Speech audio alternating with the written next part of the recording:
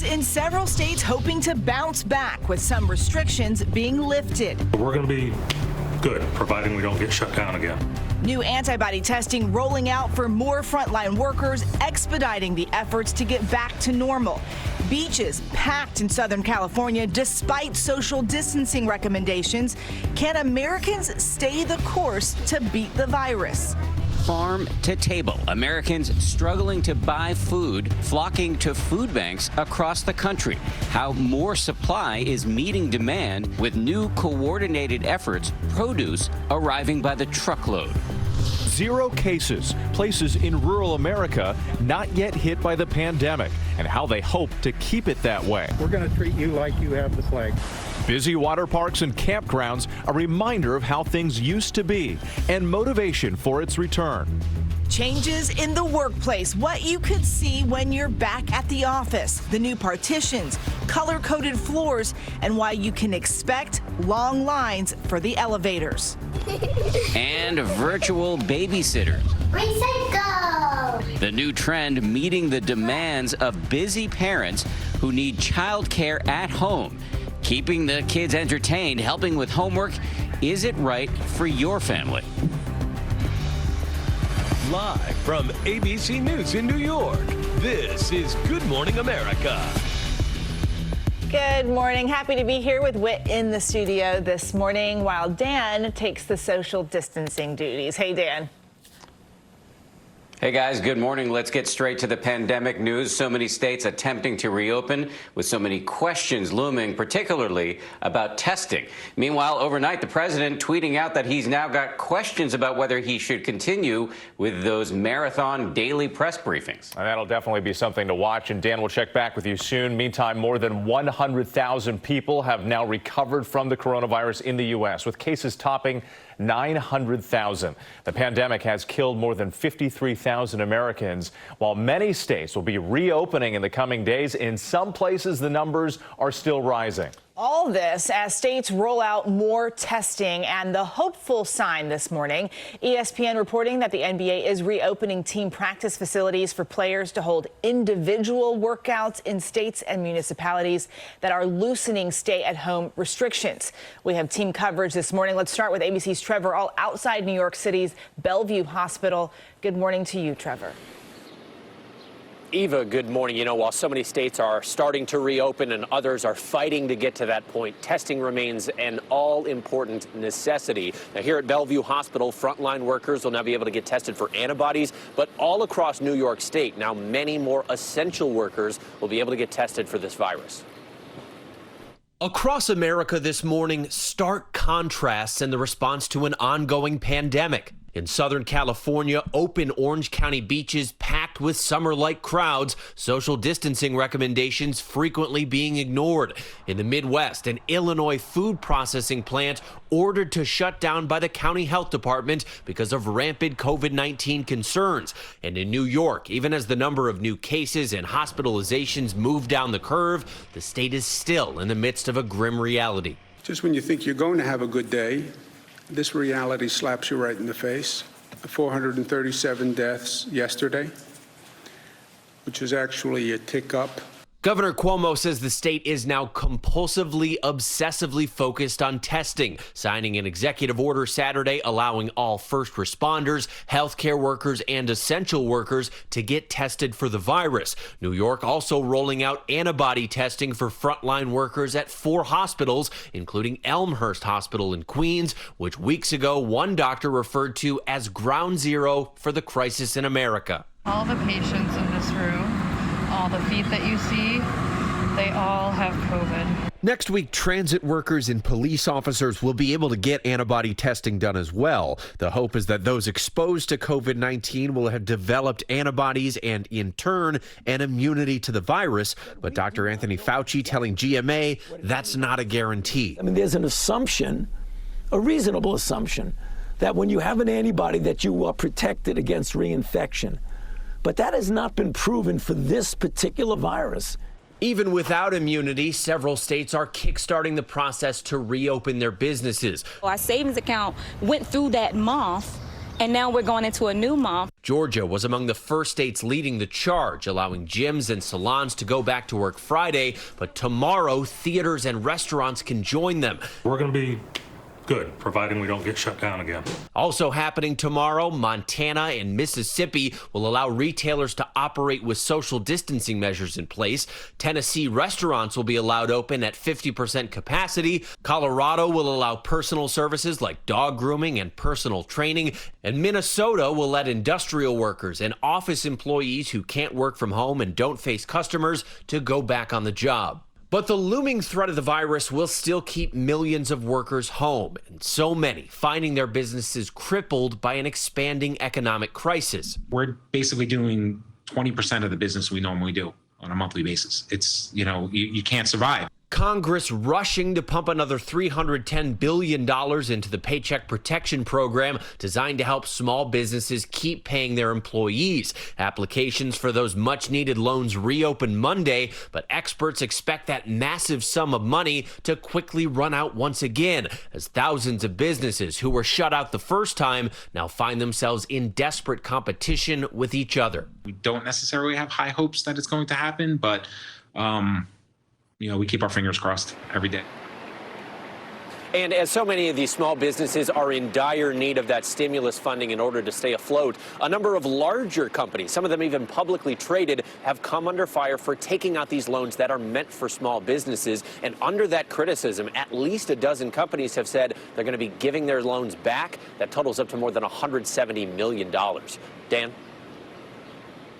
So much controversy there, Trevor. Thank you very much. We're going to turn now to the desperate effort to get food to the people who need it the most, including people who have lost their jobs as a result of this pandemic. And ABC's Stephanie Ramos is on that story. Stephanie, good morning to you. Dan, good morning. Food banks nationwide are either dealing with short supplies or surging demand right now. The need for food banks is so dire. Some organizations like this one here in the Bronx that have never operated as a food bank before are now handing out food.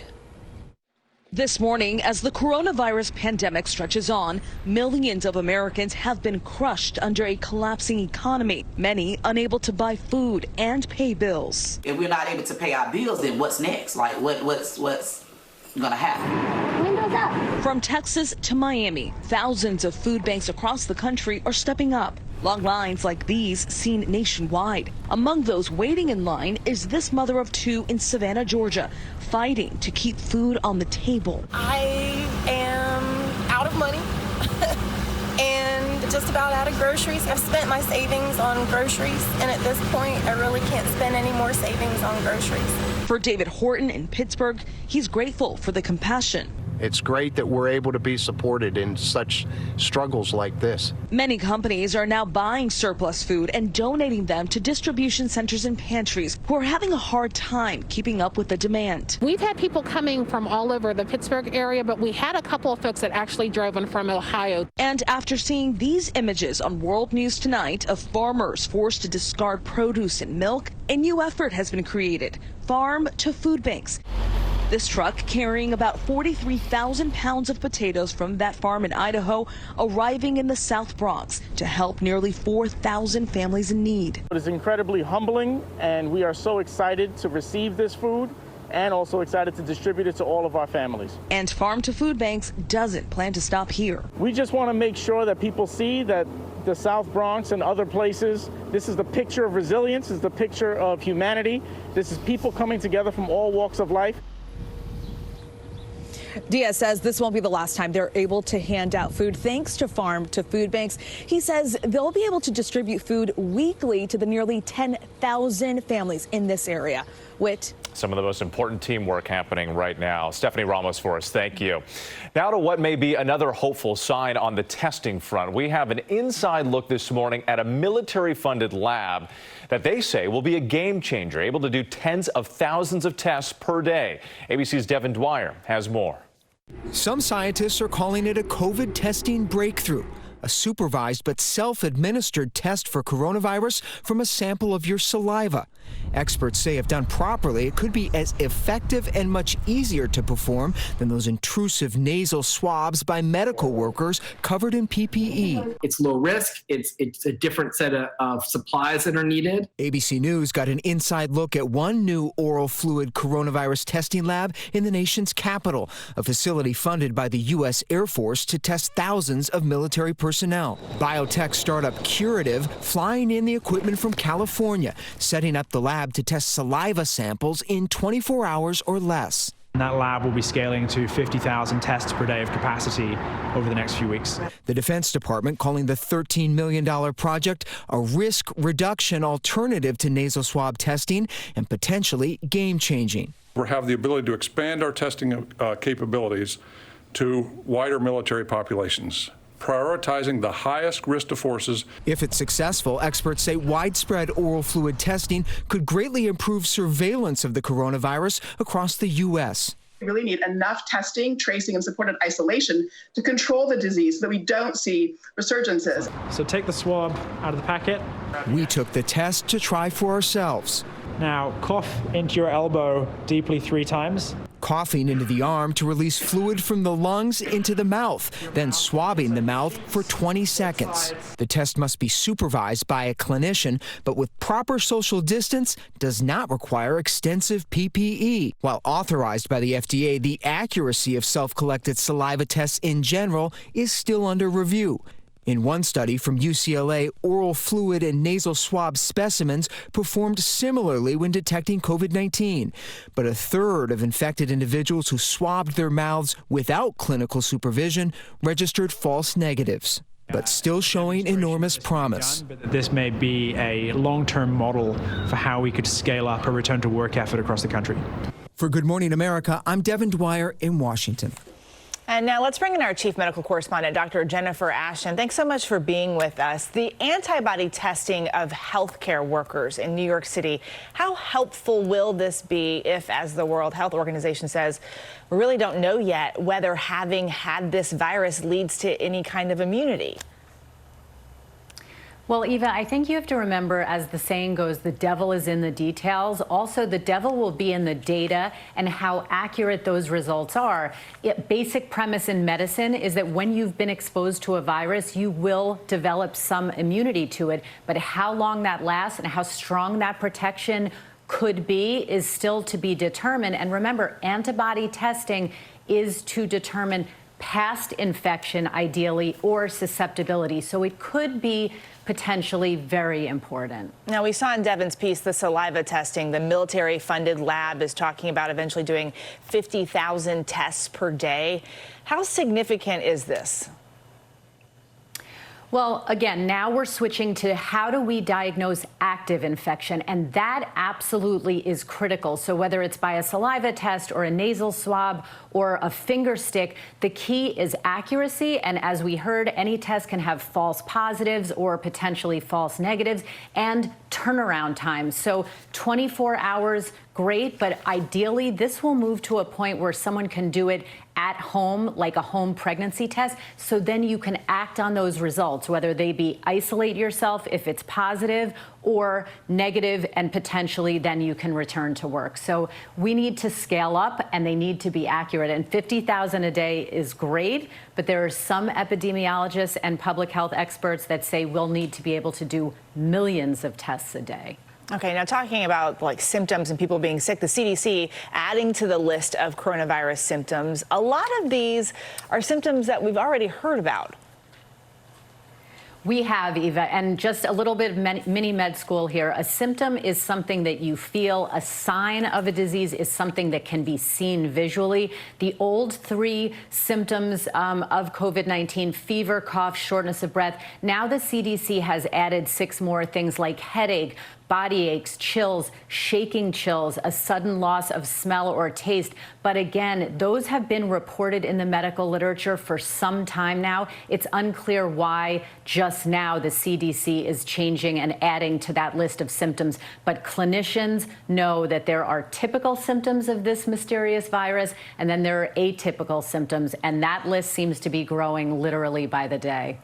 Yeah, there's still a lot we don't know. Dr. Jen Ashton, thank you so much for being with us this morning. Dan, let's send it over to you.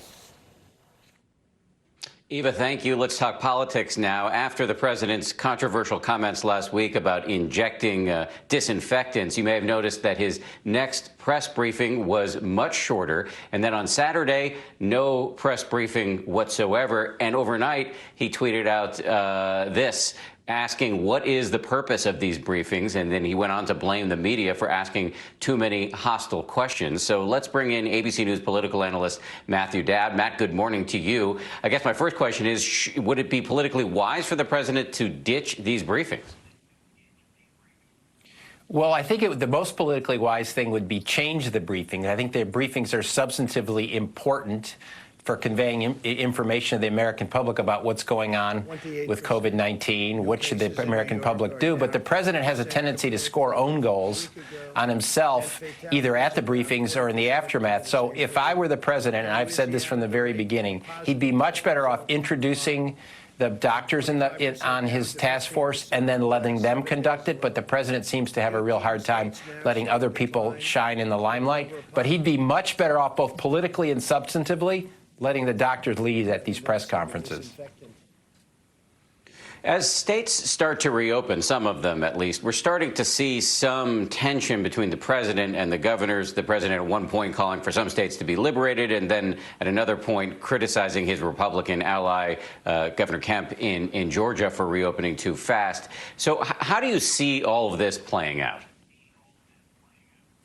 Well, if we thought at the beginning of this was complicated about how states were going to shut down and what they were going to do as regards mitigation and stay-at-home orders, I think actually this next phase is even more complicated in that how states are going to open and what are they going to do and what are the metrics. I think the president gave a very thoughtful, reasonable approach 2 weeks ago about the stages and the requirements needed to be met and all of that. But the problem is you have 50 state governors and people in territories in charge of what happens. And so it's going to be very inconsistent going forward. Some states are going to open up really well. Some states aren't going to open up at all. And what's going to begin to happen is there's going to begin to be political pressure across the country as one state sees another state opening up and people in restaurants and all of that. And I think what's going to happen is we're not going to know the full tale of this and what happens with the virus until we start watching the metrics and the data as states open up. So I actually think, as I said, this is going to be even more complicated in the opening as opposed to the closing. Yes, we're in for a choppy, complex phase here. As somebody has said, we're in a marathon for which none of us has trained. Matthew Dowd, very happy to have you on a Saturday morning. Really appreciate it. I want to remind everybody, stay tuned for This Week with George Stephanopoulos. He's going to go one-on-one with Maryland Governor Larry Hogan and Trump's economic advisor, Kevin Hassett. That's This Week, coming up right here on ABC later this morning. Whit, over to you. All right, Dan, thanks so much. Let's get a check of the forecast and get to Rob Marciano. It's always a question. Will he be in the basement? Is he outside? Is he inside? Rob, what do you got for us this morning? Oh, look at that. Breathing some fresh air. There we are. We're outside. We're in the front yard. Blue jacket, all business today. We've got a little bit of a storm moving in here. We had a little bit of rain earlier. It'll only get more intense as we go through time. Really, the eastern third of the country affected by this storm. We've already had some severe weather reports. It's double barrel low. Not a whole lot of severe weather with this, but a lot of rain back from Indianapolis, Louisville, Cleveland, Pittsburgh, D.C., Philly, New York. This will all be increasing and becoming more heavy. Some wind with this, too, up through upstate New York. Look at the white begin to increase. Above 1,000, 1,500 feet, we could see 2 to 6 inches of snow. Northern New York, northern New England. And then tomorrow kind of cool and rainy, and that continues. Kind of a miserable Monday. Tuesday looks to be a little bit better. Want to mention this. We have our first tropical cyclone of the Eastern Pacific hurricane season. It's not even its season yet, so this is the earliest they've had one of these since 1966, an early start. All right, that's a national check. Here's your local forecast. Well, hello and good morning, Washington. Meteorologist Alex Liggett here. Not the nicest of Sundays here. Mostly cloudy skies, some showers lingering in the morning. This afternoon should get a little bit of a break in the mid-afternoon hours, but by later on today, I think between around 3 and 7 o'clock, have the chance for some isolated storms. Not expecting anything severe, but yes, have the Storm Watch 7 app. Could have some lightning in your vicinity. Now tomorrow, morning clouds, afternoon sun, highs around 60 degrees, mid-60s on your Tuesday, back in the 70s with storms Wednesday and Thursday.